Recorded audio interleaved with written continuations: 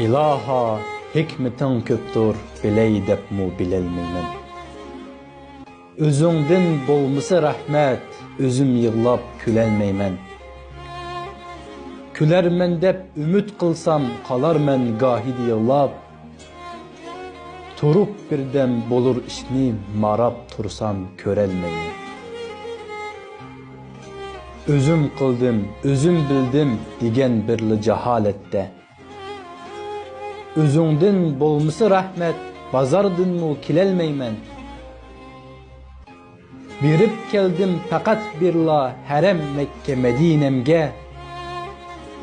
Özüň bildirmisen ya Rab, özümni hem bilelmeymen.